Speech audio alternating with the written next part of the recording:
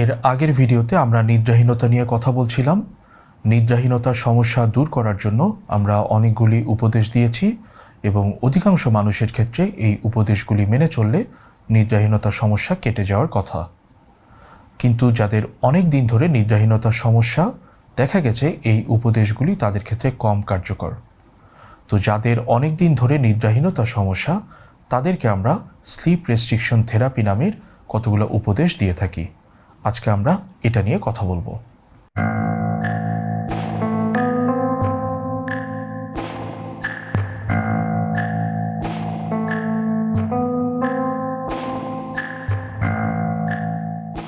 আমি আহসান আজিজ সরকার। আমি একজন সাইকিয়াট্রিস্ট বা মানসিক রোগ বিশেষজ্ঞ।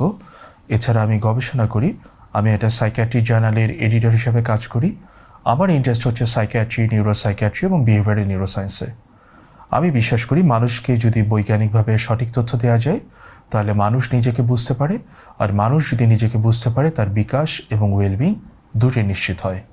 তাহলে আমরা নিদ্রাহীনতা নিয়ে কথা বলছি। আমাদের ঘুম মূলত দুটো জিনিসের উপর নির্ভর করে। একটা হচ্ছে স্লিপ প্রেশার, অন্যটা হচ্ছে সার্কেডিয়ান রিদম। স্লিপ প্রেশার বা ঘুমের চাপ হচ্ছে প্রত্যেক ঘন্টা জেগে থাকার জন্য আমাদের মধ্যে 20 থেকে 30 মিনিট ঘুমানোর একটা চাহিদা তৈরি হয়। অর্থাৎ আমি যদি 10 ঘন্টা জেগে থাকি, তাহলে আমাকে 200 থেকে 300 মিনিট ঘুমাতে হবে। তো একজন মানুষ সাধারণত 14 থেকে 16 ঘন্টা জেগে থাকে এবং সেটার উপর হিসেব করে আমরা বলি যে তার 7 থেকে 9 ঘন্টা দিনে ঘুমানো উচিত। এর পাশাপাশি ঘুমের জন্য আমরা বলে থাকি যে সার্কেডিয়ান রিদম নিয়ন্ত্রণ করা বা দেহ ঘড়ির ছন্দ বজায় রাখা গুরুত্বপূর্ণ। দেহ ঘড়ি আবার সূর্যের আলো, আপনি কখন খাচ্ছেন এবং আপনি কখন এক্সারসাইজ বা আপনার দৈনন্দিন কাজকর্ম করছেন তার উপর নির্ভর করে। তো ঘুমের চাপ তৈরি করার জন্য এবং সার্কেডিয়ান রিদমের ছন্দ ঠিক রাখার জন্য আমরা রোগীদেরকে অনেকগুলো উপদেশ দিয়ে থাকি, যে উপদেশ নিয়ে আমি এর আগের ভিডিওতে কথা বলেছি। যাদের নিদ্রাহীনতার সমস্যা দীর্ঘদিন থেকে রয়েছে, দেখা গেছে এই উপদেশগুলো তাদের ক্ষেত্রে কম কার্যকর।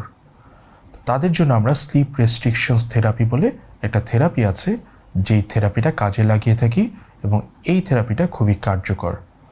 বলা হয়ে থাকে যত রকম থেরাপি আছে নিদ্রাহীনতা দূর করার জন্য, তার মধ্যে এই থেরাপিটা হচ্ছে সবচেয়ে কার্যকর। তো আজকে আমরা এটা নিয়ে কথা বলবো। যাদের ঘুমের সমস্যা আছে, দেখা গেছে তারা যখন বিছানায় যায়, তখন যে সময়টা বিছানায় অতিবাহিত করে তার চেয়ে অনেক কম সময় ঘুমে অতিবাহিত করে। ধরেন একজন মানুষ যিনি নিদ্রাহীনতায় ভুগছেন, তিনি 12টার সময় ঘুমাতে গেছেন। তার ঘুম আসতে আসতে 2টা বেজে গেছে এবং তিনি সকাল 8টার সময় ঘুম থেকে উঠছেন। অর্থাৎ তিনি 12টার সময় ঘুমাতে যাচ্ছেন এবং ঘুম থেকে উঠছেন 8টার সময়। টোটাল 8 ঘন্টা তিনি বিছানায় থাকছেন, কিন্তু তিনি ঘুমাচ্ছেন হচ্ছে 6 ঘন্টা, রাত 2টা থেকে সকাল 8টা পর্যন্ত। তো তার আসলে ঘুম হচ্ছে 6/8। এটাকে আমরা 100 দিয়ে গুণ করে পার্সেন্টেজ হিসাবে প্রকাশ করি। অর্থাৎ তার ঘুমের কার্যকারিতা বা আমরা বলে থাকি স্লিপ এফিসিয়েন্সি, এটা হচ্ছে 75%। তো স্লিপ রেস্ট্রিকশন থেরাপি যেটা আছে, এটা বলে যে আমরা যদি ঘুমের কার্যকারিতা বাড়িয়ে তুলি বা এফিসিয়েন্সি বাড়িয়ে তুলি, তাহলে নিদ্রাহীনতার সমস্যা দূর করা সম্ভব। এটার জন্য তারা স্লিপ প্রেশার তৈরি করতে বলে। স্লিপ প্রেশার তৈরি করার জন্য যেটা হচ্ছে, আপনি যে সময় ঘুমাবেন শুধু সেই সময়টাই আপনি বিছানায় থাকবেন। আপনি অন্য সময় বিছানায় থাকবেন না, অন্য কার্যক্রম করবেন। তাহলে আপনি কি করে স্লিপ রেস্ট্রিকশন থেরাপিটা নিজের জীবনে অ্যাপ্লাই করতে পারেন? এটা আপনি কয়েকটা ধাপে করবেন। প্রথম ধাপে আপনাকে একটা স্লিপ জার্নাল মেনটেন করতে হবে। স্লিপ জার্নালে আমরা অনেক তথ্য লিখে থাকি। আপনি মূলত 3টা জিনিস লিখবেন।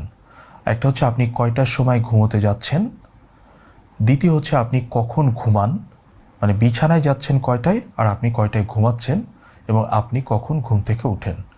এটা আপনি 1 থেকে 2 সপ্তাহ লিখবেন। এটা লিখলে আপনি পরিষ্কার বুঝতে পারবেন যে আপনি বিছানায় কতক্ষণ থাকেন, আপনি ঘুমের মধ্যে কতক্ষণ থাকেন। তাহলে ধরা যাক একজন মানুষ স্লিপ জার্নাল মেনটেন করে দেখলেন যে তিনি প্রতিদিন 12টার সময় ঘুমাতে যান, 2টার সময় তার ঘুম আসে এবং 8টার সময় তিনি ঘুম থেকে উঠেন।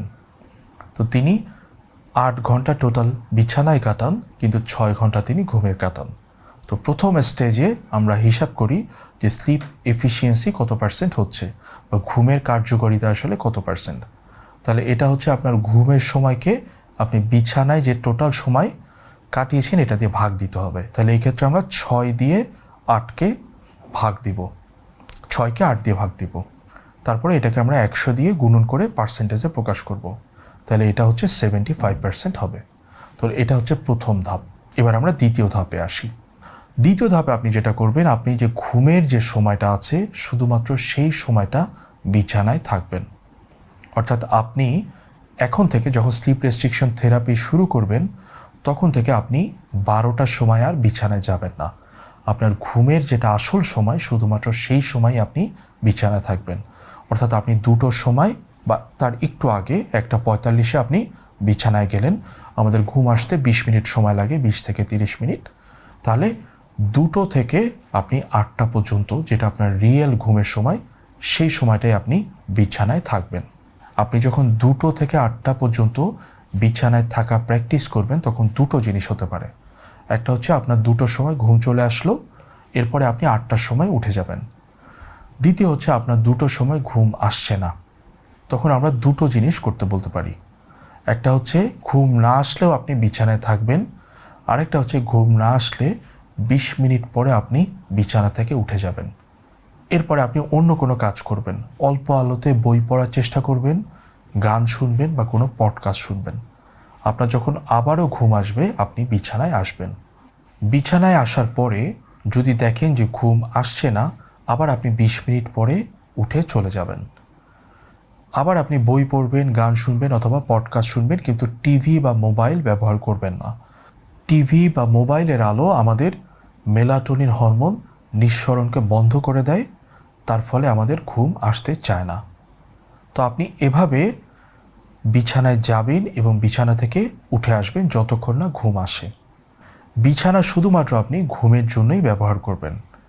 আপনার সর্বশেষ লিমিট হচ্ছে সকাল 8টা। এখন ধরেন এরকম করতে করতে আপনার ঘুম আসছে হচ্ছে 4টার সময়, তো আপনি কি 4টা থেকে 10টা পর্যন্ত ঘুমাবেন কি না? না, আপনার ঘুমের লাস্ট লিমিট হচ্ছে 8টা। আপনার রাতে যখনই ঘুম আসুক না কেন আপনি সকাল 8টার মধ্যে ঘুম থেকে উঠবেন। অর্থাৎ আমরা যে হাইপোথেটিক্যাল সিনারিও নিয়ে আলোচনা করছি, এক্ষেত্রে ঘুম থেকে ওঠার সময় হচ্ছে 8টা। আরও ভালো হয় আপনি যদি আরও সকালে উঠতে পারেন। তো এটা হচ্ছে স্টেপ 2। এবার আমরা তৃতীয় ধাপে আসি। এই থেরাপি তৃতীয় ধাপ তখন শুরু হয় যখন আপনি 1 থেকে 2 সপ্তাহ প্রতিদিন রাত 2টার সময় ঘুমাতে গেছেন এবং সকাল 8টার সময় ঘুম থেকে উঠেছেন। তখন আমরা বলি যে আপনি 15 মিনিট বা আধ ঘন্টা আগে ঘুমাতে যাবেন এবং একই সময় অর্থাৎ সকাল 8টায় ঘুম থেকে উঠবেন।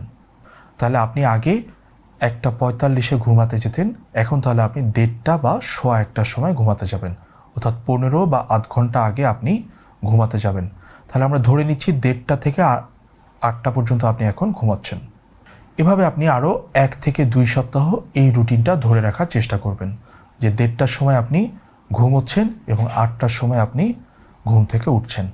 তাহলে আপনার ঘুমের কার্যকারিতা এখন যদি আমরা 6.5কে 8 দিয়ে ভাগ দিই, এরপরে 100 দিয়ে গুণন দিই, তাহলে আপনার হচ্ছে 81% এখন ঘুমের কার্যকারিতা।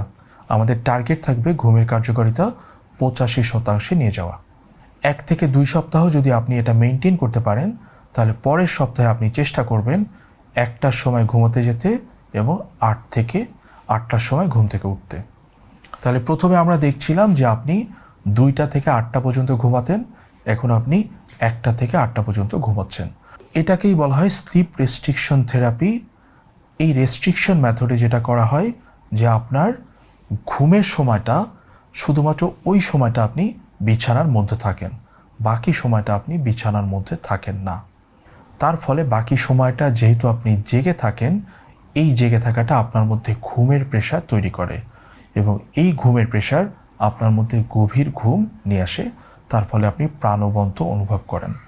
স্লিপ রেস্ট্রিকশন থেরাপি বলা হয়ে থাকে খুব কার্যকর একটা থেরাপি এবং যাদের ঘুমের সমস্যা রয়েছে, বিশেষ করে দীর্ঘদিনের নিদ্রাহীনতা, 60 থেকে 70% মানুষ যদি এটা ফলো করে তারা ভালো হয়ে যান। এই পদ্ধতির একটা সমস্যা হচ্ছে এই পদ্ধতি চালিয়ে যাওয়ার জন্য আপনার মধ্যে ইচ্ছা শক্তি দরকার হয়, অনেকে এই ইচ্ছা শক্তি ধরে রাখতে পারেন না। এই পদ্ধতির আরেকটা সমস্যা হচ্ছে, আপনি যখন প্রথম দিন ঘুমাতে যাবেন, অর্থাৎ আপনি 2টার সময় ঘুমাতে গেলেন, 8টার সময় ঘুম থেকে ওঠার প্ল্যান করছেন। এটা একটা হাইপোথেটিক্যাল সিনারিও, আপনার ক্ষেত্রে হয়তো সময় ভিন্ন হতে পারে। আপনি যদি প্রথম দিন ঘুম না আসে, আপনি হয়তো দিনের বেলা ঘুমাতে চান, সকালবেলা ঘুমাতে চান, তাহলে আপনার ঘুমের প্রেশার তৈরি হবে না। তো আপনার দেখা গেছে যে আপনি যদি 4-5 দিন বা 7 দিন এই রুটিনটা ঠিকমতো ফলো করেন, তখন আপনার ঘুমের সাইকেলটা ঠিক হয়ে যায়। অর্থাৎ এরপরে আপনি প্রতিদিনই 2টোর সময় ঘুমাতে গেলে 8টার সময় ঘুম থেকে উঠতে পারবেন। তো অন্য আরেকজন ব্যক্তি, উনি হয়তো 12টা থেকে 6টা পর্যন্ত ঘুমান, তাহলে ওনার ক্ষেত্রে দেখা যাবে যে আপনি যদি 4 থেকে 5 দিন এই নিয়মটা ফলো করতে পারেন, তাহলে 4 থেকে 5 দিন পরে দেখবেন যে আপনার সাইকেলটা ঠিক হয়ে যাচ্ছে। তো স্লিপ রেস্ট্রিকশন থেরাপি খুব কার্যকর একটা পদ্ধতি। প্রথম ধাপে আমরা জার্নাল লিখি এবং আমাদের আসল ঘুমের সময়টা আমরা নির্দিষ্ট করার চেষ্টা করি। দ্বিতীয় ধাপে আমরা শুধুমাত্র সেই সময়টাই বিছানায় কাটাই এবং তৃতীয় ধাপে আমরা যদি 1 থেকে 2 সপ্তাহ পারি, আস্তে আস্তে আমরা সময়টাকে বাড়ানোর চেষ্টা করি 15 মিনিট বা আধ ঘন্টা করে। তো আমি আশা করব আপনারা এই থেরাপিটা কাজে লাগানোর চেষ্টা করবেন। এটা খুব কার্যকর একটা পদ্ধতি এবং এটা কাজে লাগালে আপনার নিদ্রাহীনতার সমস্যা থেকে দূরে থাকতে পারবেন। ভালো থাকবেন, আবার কথা হবে।